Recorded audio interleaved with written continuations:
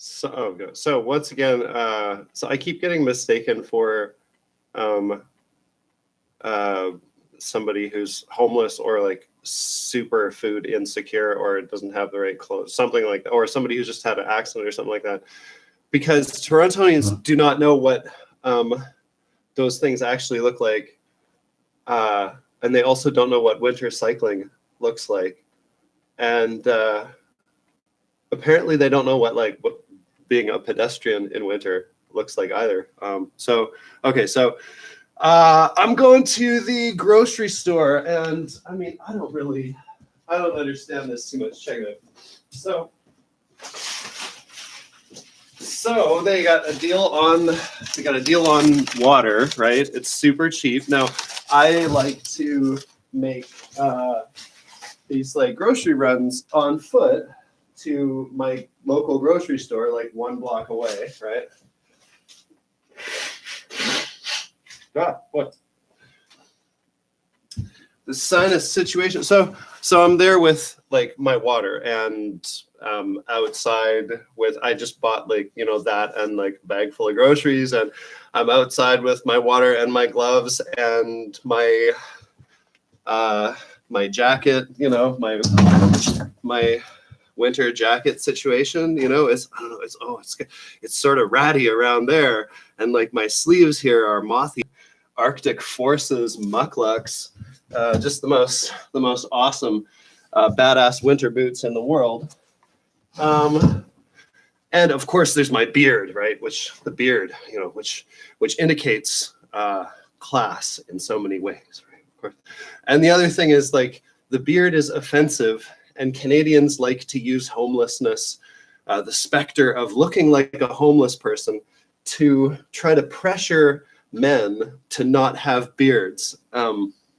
So this combination of like genuinely not knowing what actual homelessness looks like and reaching out to strangers who are not in trouble. And in this case, I don't know, I was putting my gloves on outside the grocery store with my water sitting on a thing, and I didn't have somebody in a car waiting for me. I wasn't loading it into my bike. I was about to walk away with this big heavy load of water or whatever, which that's my plan to improve my muscle situation, my like physical just like fix my body, because I'm always cycling and stuff like that. I don't do that much walking. I don't do any like weight bearing exercise, right? So I'm trying to get weight bearing exercise by getting myself to, and have a nice little walk, by getting myself to walk down the hill to the grocery store, get some heavy stuff and walk back up.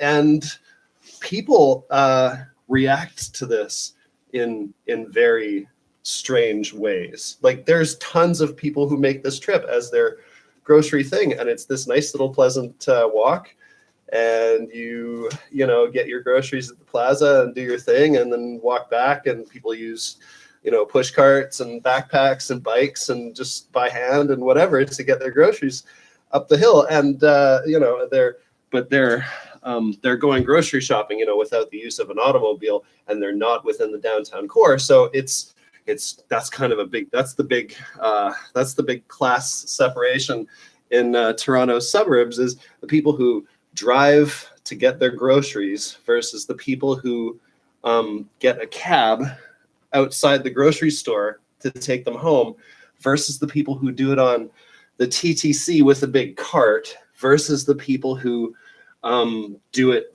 by bike, versus the people who do it on foot with a cart. And that is the pecking order from most wanted to least wanted, from richest to poorest. And the thing is, like, I don't know, it's just that of course doesn't really take into account the fact that like driving sucks, the TTC sucks, and walking sucks, and cycling also sucks. So there's no real there's like, when, I don't know, it's funny, the list of things that like did not change when I went from being super poor to really wealthy, and then still didn't change when I went from super wealthy to really poor again. I always have like extremely good bike locks and like there's this list of stuff that I always get the expensive version of, and this list of stuff that I always get the cheap version of, and then this list of stuff that like it's just ratty because I haven't, I don't know, I'll get a new shirt.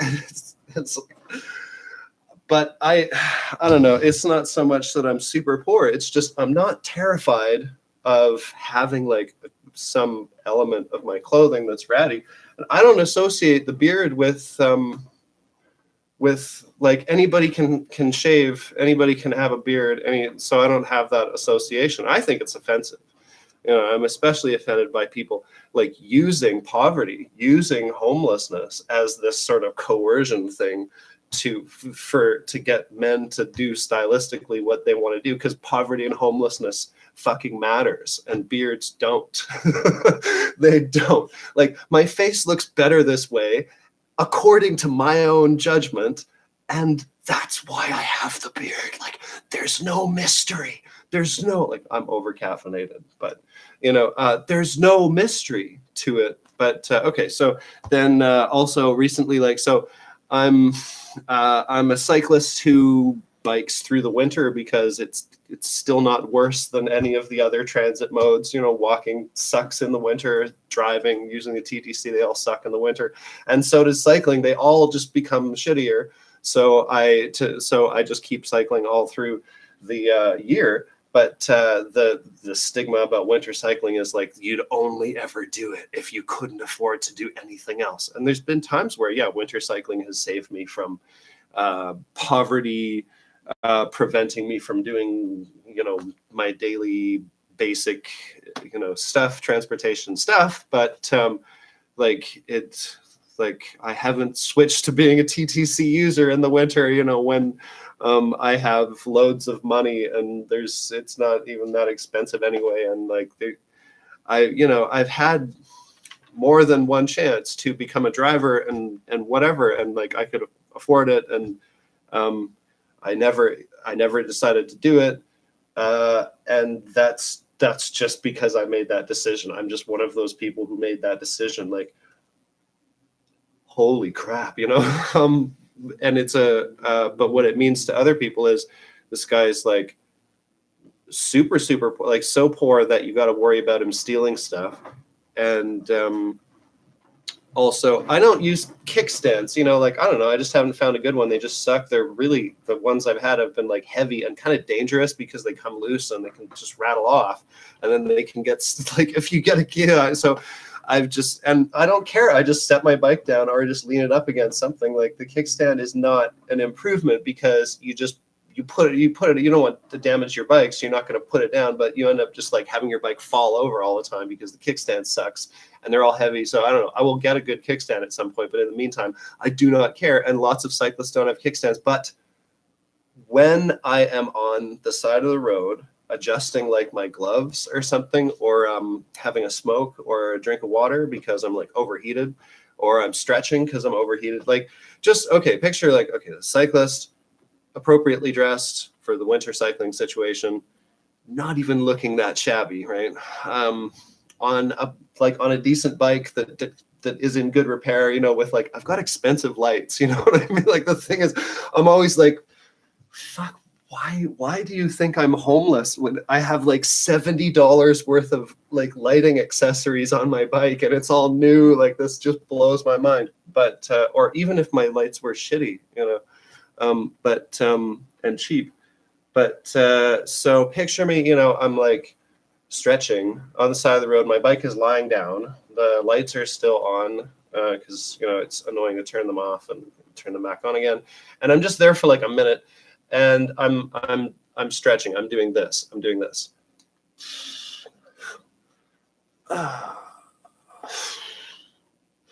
then like drinking some water. And that looks like, apparently it looks like I'm just shaking myself off after some accident, or my bike has mechanical problems. And when somebody's bike has mechanical problems, it looks like them trying to fix it, or it looks like there's something broken with it, or they've got tools going on or whatever. But I've got like people coming up to me like offering me mechanical help and stuff, and of course I was like this guy who thought this guy who noticed me at the grocery store. My grocery store story is this guy's trying to offer me food. He's like, "You got all the food you need? You know, do you have enough food?" I'm like, "Oh yeah, my food situation is like I'm stocked, man. Like I'm all good." Maybe it's the missing tooth as well, but like I don't know.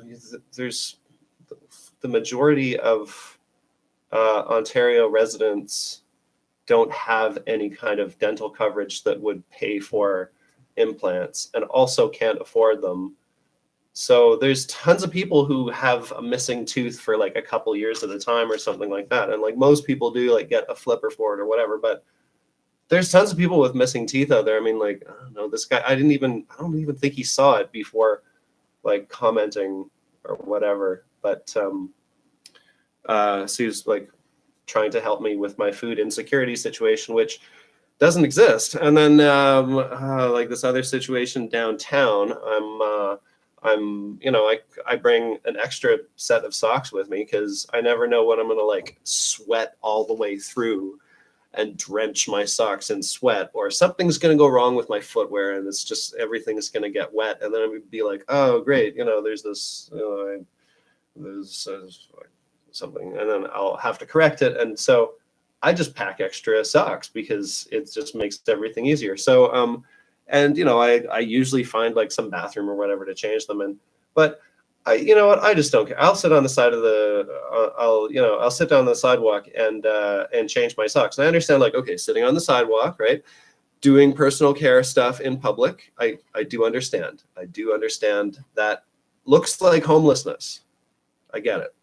But the thing is, like, it looks more like winter cycling than homelessness, actually. Even changing your socks, like it's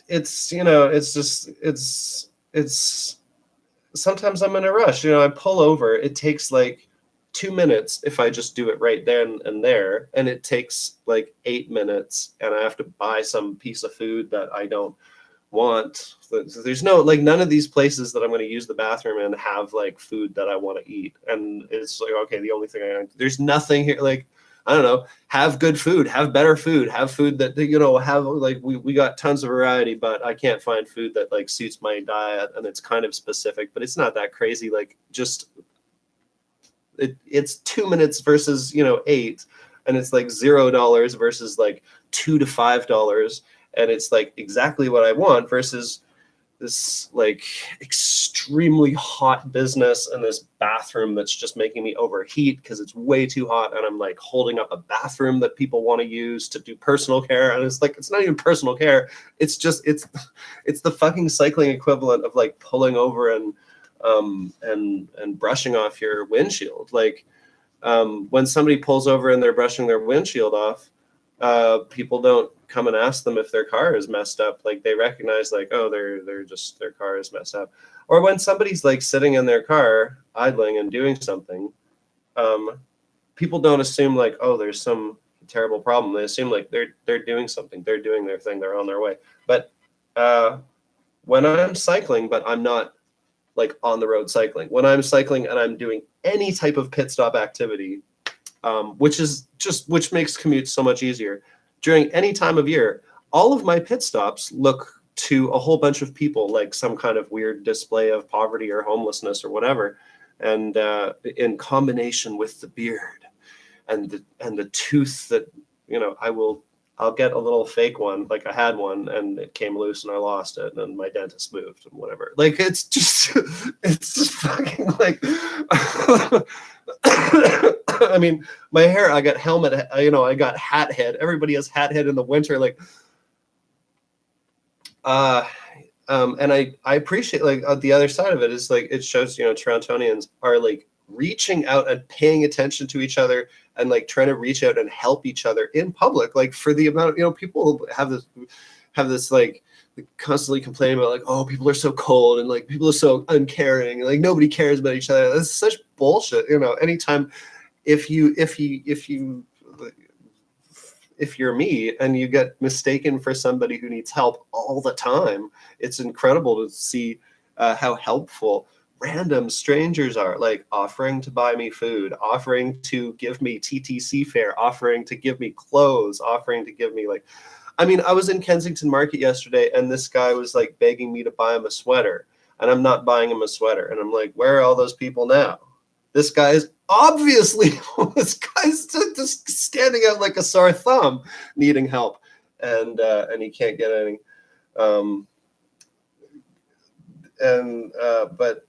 Yeah, so that's the end of my rant. But like, I'm gonna keep cycling through the winter. I'm gonna keep sporting this beard because it looks great. It's gonna be a while before I replace this tooth. It's gonna be a while before I replace these like awesome wool, somewhat damaged wool clothes that are gonna be showing a little bit around my otherwise like perfectly, pretty much all right outfit. And I'm going to continue to like walk to the grocery store and back and like buy stuff that way. I will continue to go for walks in the forests. This is the other thing. When somebody runs into me in one of Toronto's forests and I don't have a dog, I don't have a girlfriend with me, and I don't have kids or a family, and I'm not doing some kind of work, like I'm not there to, plant trees or do construction or whatever. That's a huge problem for so many people. It's just a huge wild card. It's like this man, and if I was a woman, it would be even crazier, I'm sure. But it's like this person is alone, unaccompanied, in the forest, and they're ready to be there for a while. Like I go out for like long walks in the bush, and listen to music, and I'll sit around for a while in some place and take photos and stuff. So I'm prepared for being outside in the cold while I'm not exercising, which means like wearing lots and lots of clothes. And I'm prepared for, I'm dressed for slowly walking through the forest in this like wonderful meditative bliss that I enjoy because it's great. But that whole idea of like meditative bliss, and that whole idea of like being in nature without the dog or the romance or the whatever else would grant me the grant me social permission to be there. It spooks the hell out of people. It really it scares the people that I run into. And they're still like often like nice, but a lot of the people I run into in Toronto's forests are like scared of me or scared for me or concerned for me, or they're interrogating me about homelessness, and they're interrogating me about secret stealth camping, and they're interrogating me about whatever, and they're not trying to learn about those things. They're trying to figure out my situation with those things, and since I don't have one, the conversations are so disjointed and weird. I just want to hang out in the forest and have a good time, folks. Like, I don't have like crack or a crack pipe or any meth. I have like my marijuana, I don't even have like a 6-pack of beer or anything. I don't have like,